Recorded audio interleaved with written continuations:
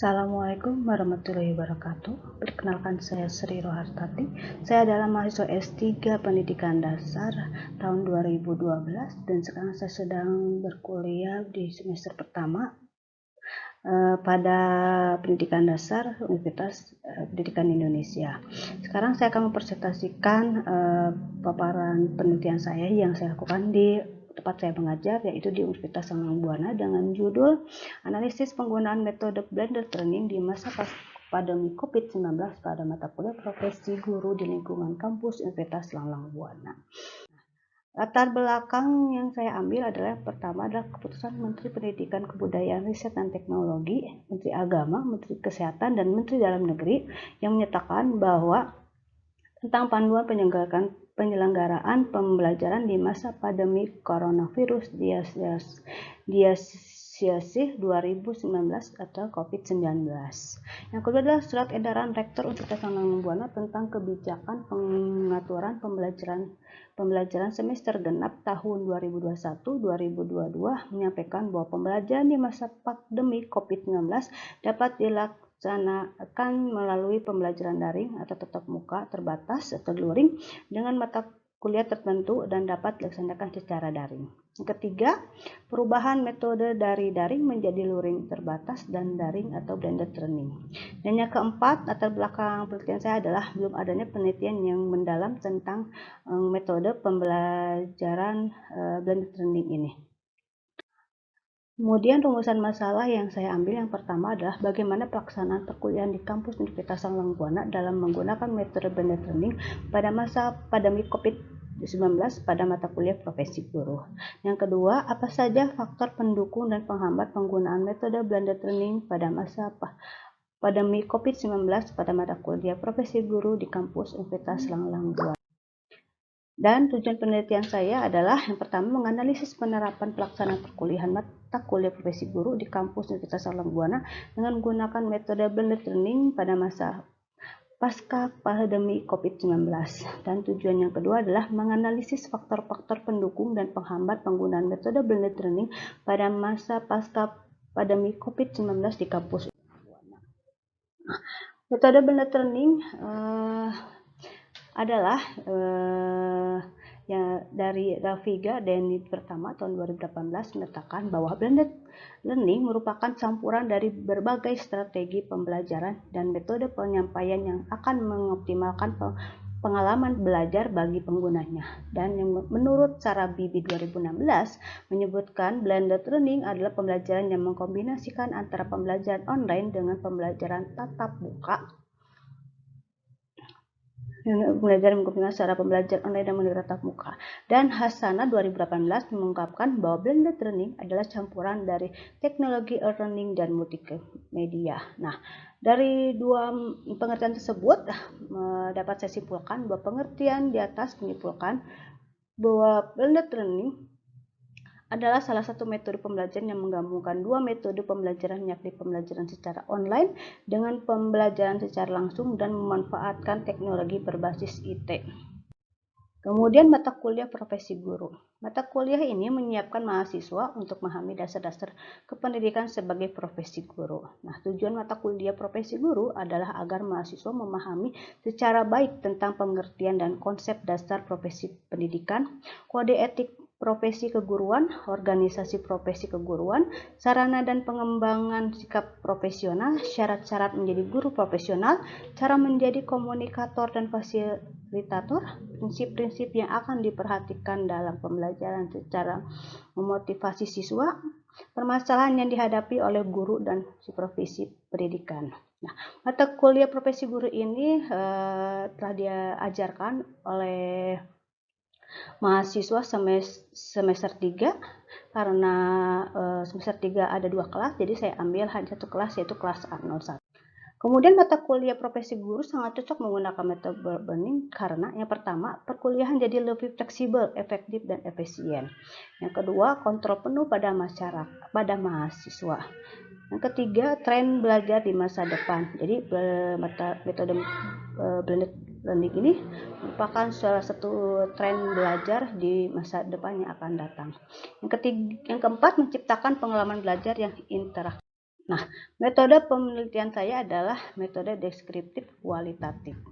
Yang kemudian definisi operasionalnya adalah dosen, metode pembelajaran, dan blended learning. Nah, prosedur penelitiannya pra lapangan, pekerjaan lapangan, analisis data, dan pelaporan. Teknik pengumpulan data dan instrumen penelitian, observasi dan wawancara. Nah, observasi dan wawancara dilakukan oleh mahasiswa A01 dengan mata kuliah profesi guru dan dosen profesi guru.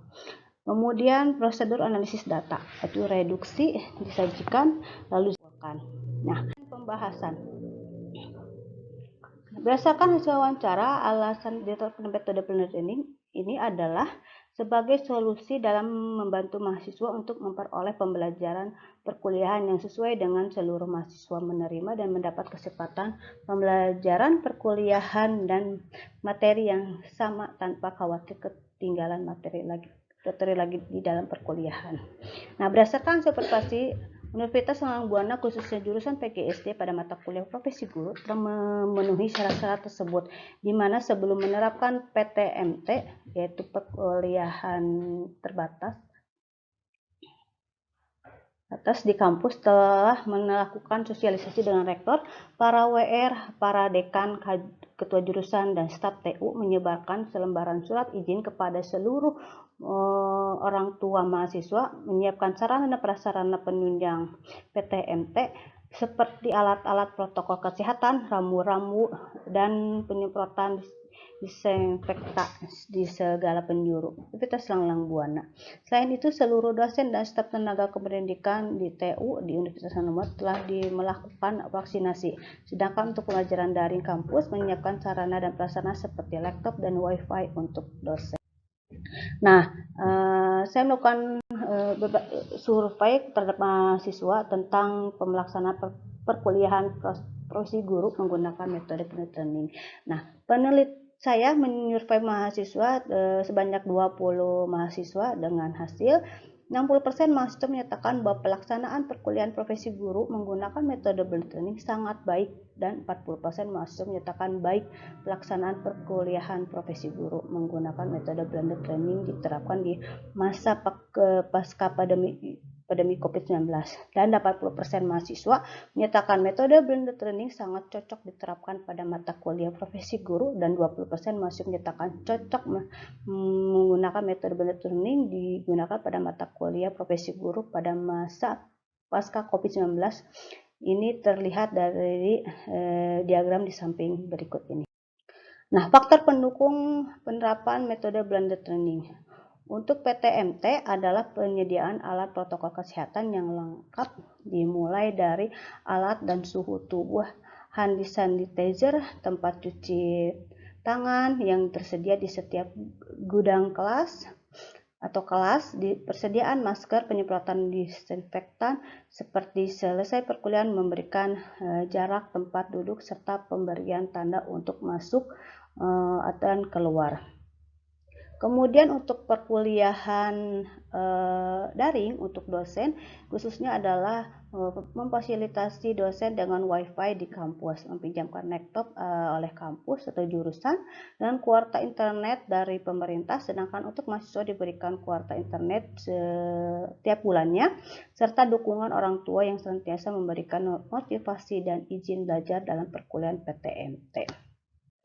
Nah, faktor penghambat penerapan blended learning pada saat PTMT berdasarkan hasil evaluasi dan wawancara yang menjadi hambatan penerapan PTMT adalah sering ditemuinya mahasiswa yang tidak taat protokol kesehatan dan terlambat datang. Hal ini didukung oleh adanya wawancara oleh dosen profesi guru yaitu Dr. Haji Nano Sukmana DRS MPD. Beliau mengungkapkan bahwa beberapa mahasiswa terlambat datang dan terkadang lupa membawa masker. Ada pula yang mengungkapkan oleh salah satu mahasiswa mengikuti perkuliahan daring di rumah. Dia mengungkapkan bahwa perkuliahan daring di rumah terkadang terhalang oleh sinyal, sehingga perkuliahan kadang terdengar, sering tidak terdengar. Dari beberapa kendala di atas, dosen berusaha mengatasi kendala tersebut supaya pembelajaran daring dapat dilaksanakan secara maksimal. Di antaranya adalah bagi mahasiswa yang tidak memiliki kuota diperbolehkan untuk mengikuti perkuliahan secara langsung dengan datang ke kampus atau bisa menggunakan WhatsApp dan Google Classroom. Kemudian analisis penerapan metode blended learning. Berdasarkan hasil observasi dalam wawancara, penerapan metode blended learning di Universitas Salemba khususnya pada mata kuliah profesi guru mengadopsi pengembangan model blended learning face-to-face driver model. Karena perkuliahan daring digunakan untuk memberikan materi secara kasar saja, sedangkan saat PTMT dimaksimalkan untuk pemahaman materi dan memotivasi mahasiswa. Jika dilihat dari jadwal perkuliahan, di dalam perkuliahan profesi guru memilih komposisi 50% alokasi untuk kedua jenis perkuliahan. Meskipun dalam kenyataannya saat perkuliahan daring mahasiswa masih dapat berdiskusi dan bertanya kepada guru di luar jam perkuliahan. Sintak blended learning diterapkan saat perkuliahan tatap muka dan daring, di mana sintak inclusion of information and agent of clinically dimaksudkan saat PTMT, sedangkan sintak seeking information dimaksimalkan pada pembelajaran. Nah, analisis faktor pendukung metode blended learning adalah pertama adalah pemerintah. Pemerintah selalu mendukung adanya perkuliahan blended learning dengan dibuktikan memberikan kuota kepada dosen dan juga mahasiswa dan juga memberikan sarana prasarana yang mendukung. Kemudian dosennya di sini yaitu dosen-dosen yang sudah divaksin 2 kali dan siap memberikan perkuliahan secara luring dan maupun daring.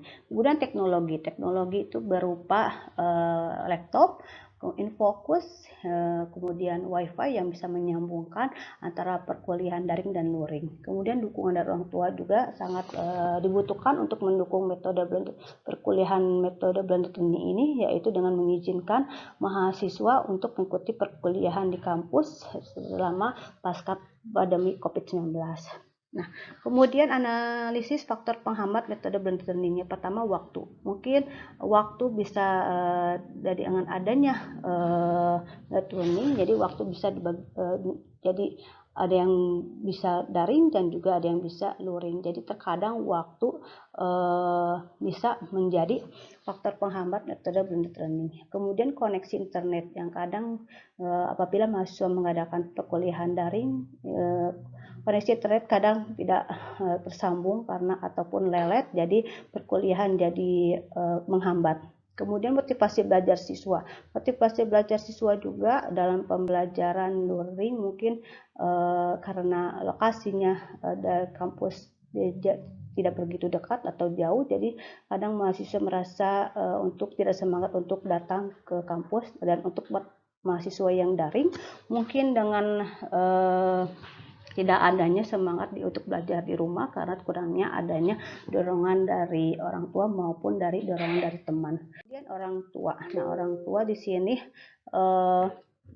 karena dipenghambat mungkin tidak adanya dukungan dengan memberikan atau memfasilitasi dalam perkuliahan daring ataupun luring. Nah, terima kasih atas waktunya. Demikian presentasi saya dalam penelitian saya.